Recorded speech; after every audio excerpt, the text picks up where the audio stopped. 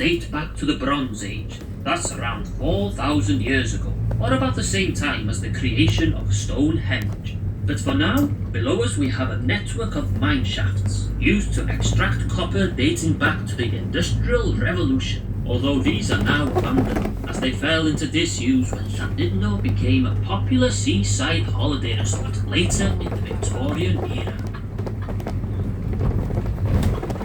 Ahead of us and to our right we find the Grand Hotel, built on the site of the resort's original bathhouse, which, along with the original Llandudno Pier, were created around 1855.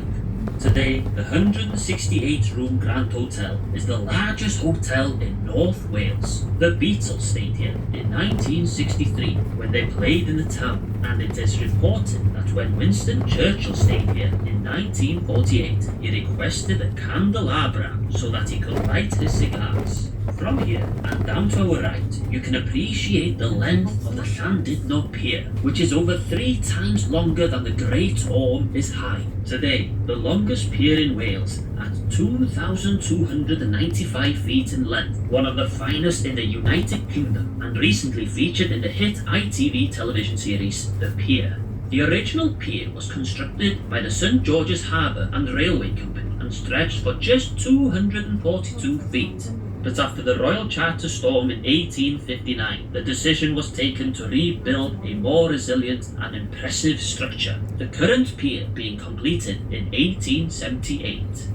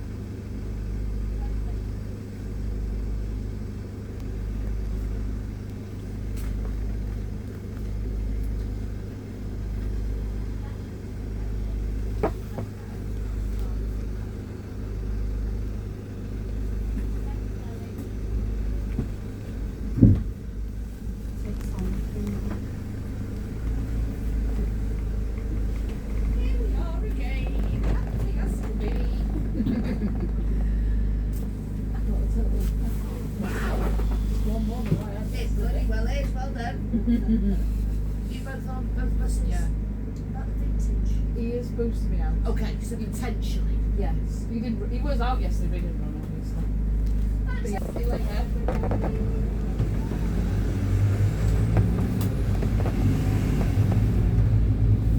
As we now make our way onto the Marine Drive, we pass one of 2 original toll houses, which have been collecting tolls for use of this private road since 1878. This is when the present-day roadway was constructed, replacing the original footpath around the Great Orme that was opened in 1858. The cost of the new 5-mile road, including a toll houses in at each end in 1878, was £10,000. Coming up on the left is an area popular with climbers. You may be able to make out the chalk on the rock face where climbers come to practice in these caves to our left. There is a photograph of this location dating back to 1874 in the National Portrait Gallery. It was here that William La Roche used the backdrop to photograph holidaymakers, a novel concept at the time. The rock studio remained on site until the 1950s. The rocky ledges above and below us provide the nesting site for large colonies of seabirds. Every year, guillemots, razorbills and kittiwakes flock here to raise their young. The scene is one of frenzied activity as the birds fly to and fro, fishing those surrounding waters and carrying food to their ever-hungry offspring. Looking down to our right, we find a beach called Porth Heli, or Pigeon's Cove, where grey seals can often be found resting with their pups. It was here that a Bronze Age haul of 2 gold hair ornaments and 2 bronze tools were discovered, called Although they may have once belonged to a high-standing individual, it is thought it was a religious gift to the gods of this time. They are on display in the National Museum of Wales in Cardiff. Porthelly was once the site of quarrying activity. It was here that stone was quarried for the construction of Conwyd Bridge. A stone chute for loading the boat is still visible.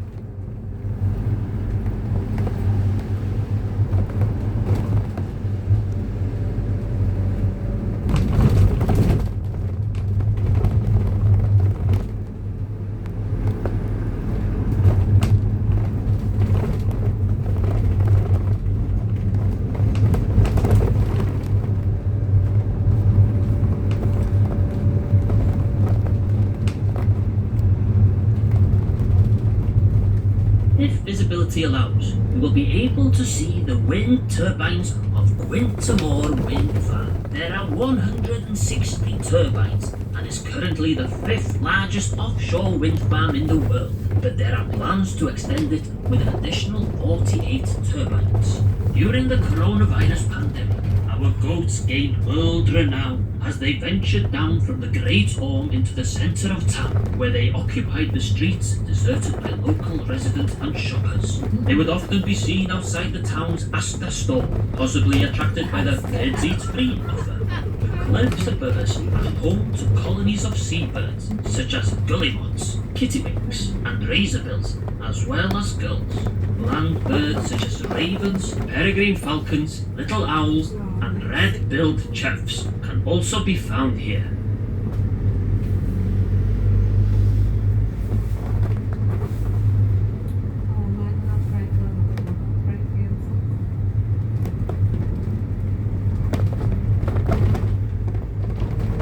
We now leave Marine Drive and start our ascent to the summit along St. Tidnos Road, whose switchbacks are more reminiscent of the Swiss Alps than of the shore of the Irish Sea. St. Tidno is the patron saint of Llandudno, after whom the town is named. In the Welsh language, the word llan means an enclosure or area around a church, so Llandudno is derived from the words llan and Tidno, literally meaning the parish of the church of St. Tidno. St. Tidno was an early Christian preacher who lived here in the 6th century, bringing Christianity to the people of the area. It was a good place to live, as there are several natural wells on the Orme, 2 being very close to the land, and there is evidence of the land being used for agriculture.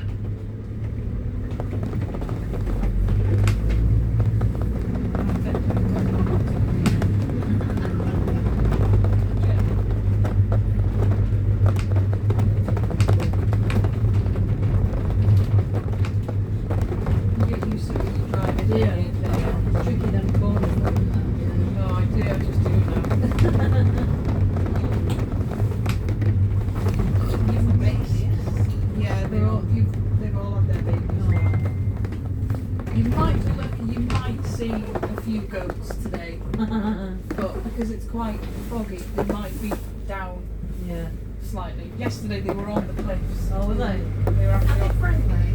Oh yeah, they won't bother you. They're like the commentary says, they go in your garden, they just walk past you like like you're not there. Away. Yeah, basically. It's what people say. It's you're on their home. Yeah, exactly. But yeah, they'll sit on the cliff edge and people think, are they going to fall off? I'm surprised that you went to 2 It's like one-way traffic. Up to the top it is 2 ways. So where we climbed, the whole Orme all the way round is 1 way, but this bit is always 2 way. Have you been doing this job a long time? Me? Nothing remains of the original 6th century About church 6 building. years. Although the present 12th century church stands on the same site, a storm blew the roof off in 1839 and it was abandoned until 1855 when it was repaired at the cost of £100. Outdoor services are still held here throughout the summer. In the early 20th century, coffins and mourners were brought up to the church by the Victorian tramway, and prior to this by donkeys and horse and carts. There are two graveyards here on the Great Orme. The one in the church ground is no longer used, as there are no longer any available plots. The other is a public cemetery. Amongst those buried here is William Letts, who was a founder member of the Automobile Association.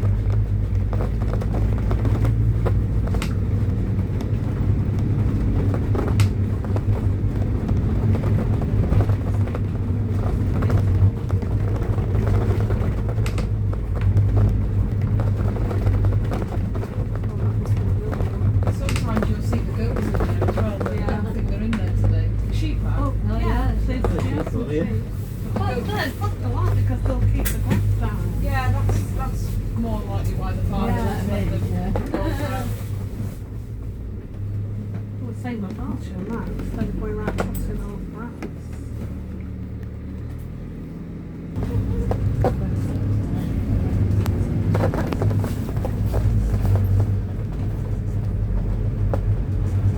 As we proceed up the hill, on the right you will notice there is a farm which is owned by the National Trust, and the grassland area closest to us is where you can see, on close inspection, the footings of Iron Age houses. This is also the area where crops were grown and animals kept. There is also a well called Roman Well here. It takes its name from the tradition that Roman copper miners used its waters to wash the copper ores mined nearby. Our first stop point on this tour will be the Great Orme copper mines. These were the largest Bronze Age copper mines in the world, dating back over 4,000 years. The copper ore was mined using stones and bone tools. The site was so productive that by 1600 BC, there were no other copper mines left open in Britain because they could not compete with the Great Orme. The current mines were uncovered in 1987, and since then, mining engineers, cavers, and archaeologists have been slowly uncovering more and more tunnels and surface workings to reveal what is now thought to be the largest prehistoric mine so far discovered in the world.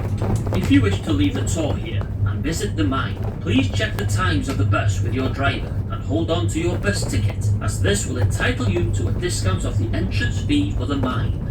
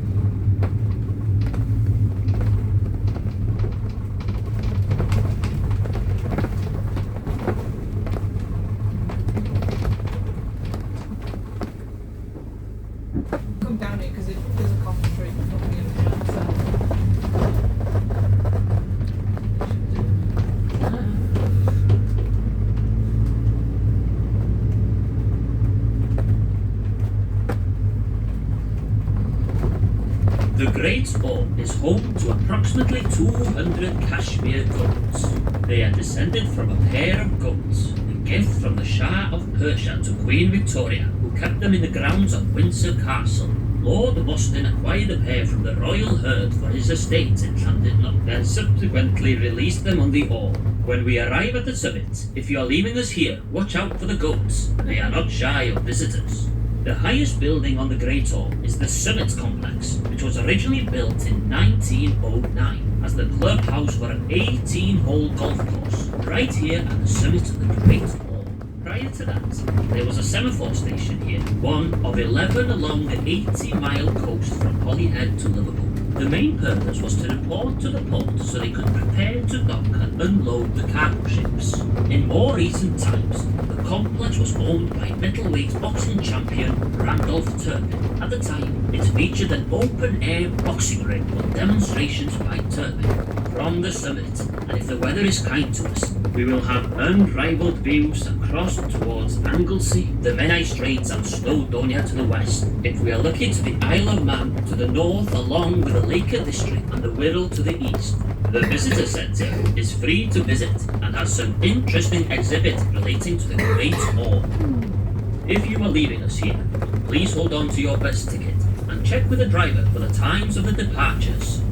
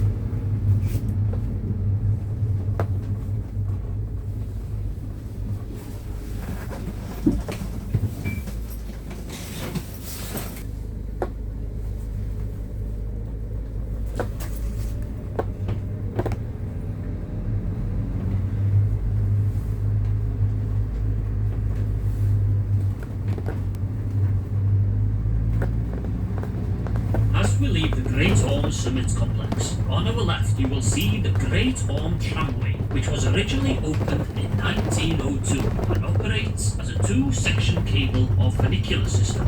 When originally built, the winding gear for the cables were powered by steam, although these were replaced by electrically driven winding motors in 1958. Much of the tramway remains true to the original design and has been faithfully maintained and lovingly restored over the centuries. It is the only remaining cable-operated street tramway in the United Kingdom, and one of only a few surviving in the world. Where are we? No, no.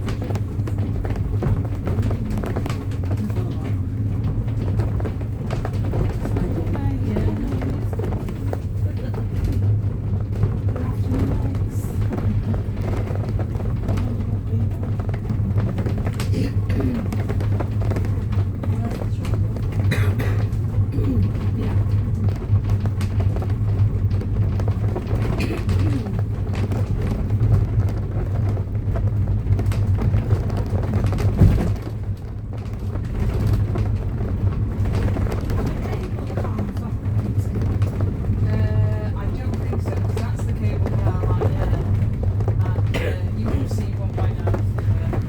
I mean, they might run this afternoon, but they would have brought them out to test them first. Yeah. I haven't seen them yet.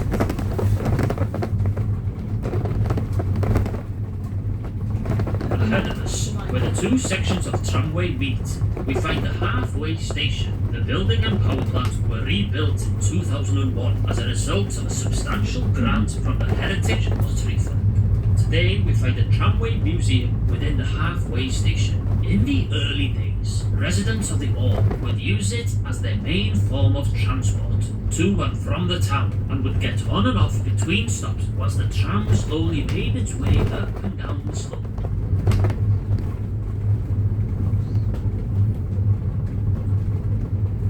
This bit gets a bit rattly.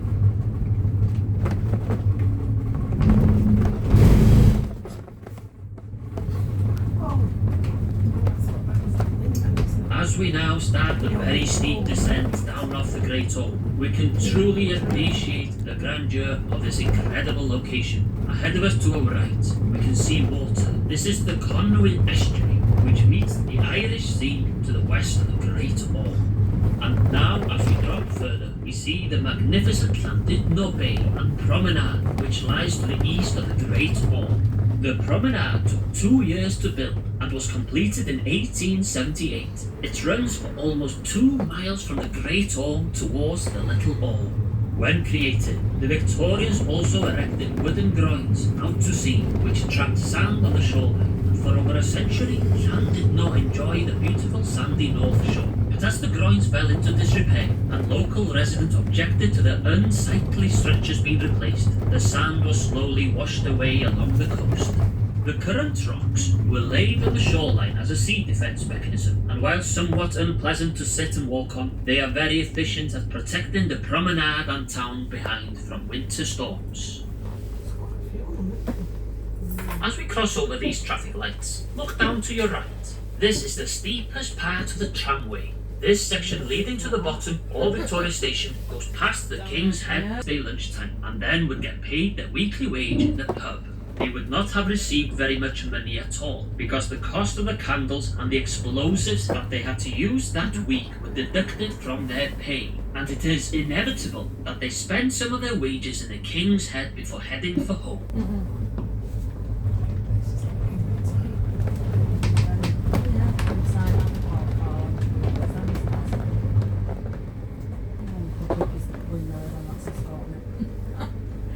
She's always got people parked outside. Yeah, I bet she is. Looks funny enough.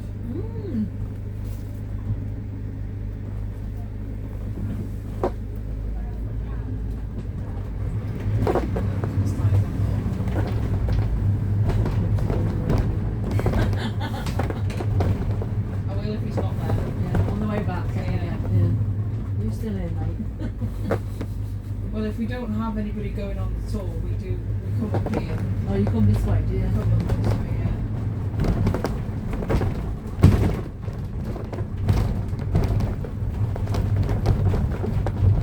It's the arena most of the time.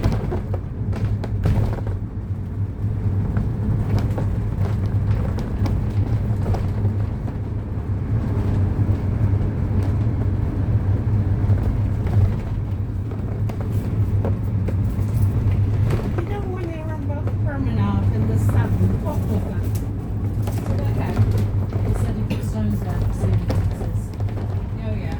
But why did the sun go away? Did it get all washed? No, Down to our right, we find the Empire Hotel was erected in 1854 as Llandudno's first modern department store. It had a chemist, a grocer, and an Italian warehouse. At the rear of the property was the engineering workshop for the Victorian copper mines, together with a steam pumping engine, a water wheel, and mine shafts. In 1904, the building was reconstructed as a hotel. This stretch of road is Upper Mostyn Street and home to many restaurants and bars. On the right hand side on the first floor level, you will see some unusual windows adorned with 5 pointed stars. Today, this is the Masonic Hall, but it originally provided the space for Llandudno's first synagogue.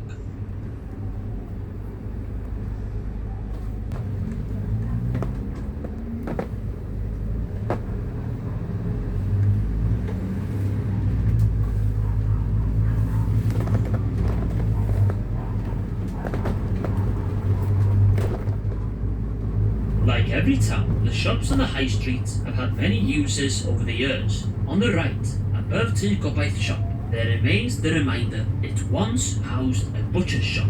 Then 3 doors down, Mountain Warehouse was New Princess Theatre, built as an opera house and converted into a cinema in 1914 and subsequently closed in 1955.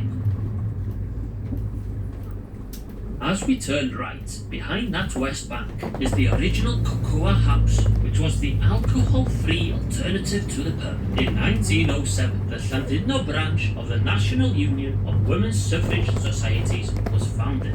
Our next stop is Penderyn Distillery. Wales's first new whiskey distillery in over 100 years. It is housed in the old boat school built in 1881, and many of the original features have been tastefully preserved. The water used for all spirits created here at the Llandudno Penderyn distillery come from a natural well on the Great Orme and pass through Penderyn's unique copper pot, Faraday still. If you are leaving us here, keep hold of your ticket, as it will entitle you to a discount of the price of an hour-long tour, which concludes with a tasting.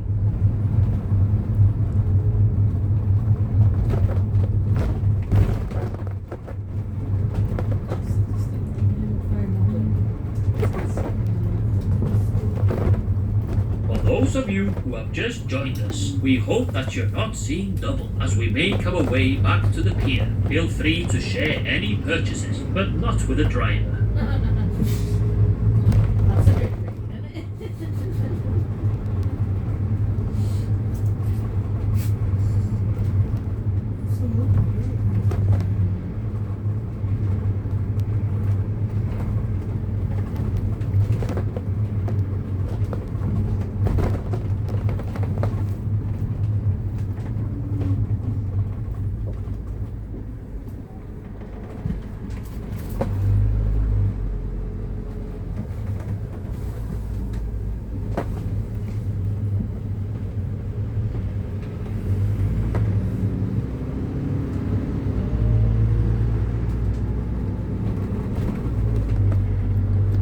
Until 1956, trams used to run up and down this wide street.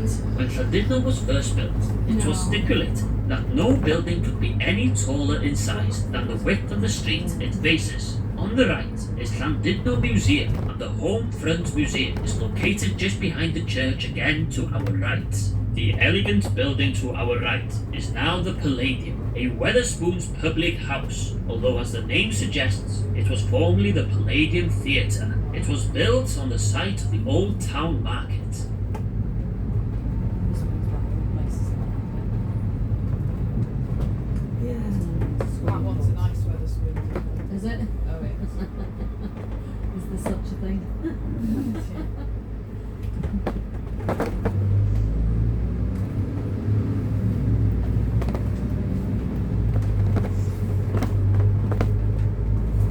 If you would like to see and learn more about the Great Orme, we also operate a fantastic vintage coach that travels the complete length of the Marine Drive. Alternatively, we also operate two more city sightseeing open-top tours, these being the Llandudno and Conwy, as well as the brand new Horse Rover tour to Rhos-on-Sea.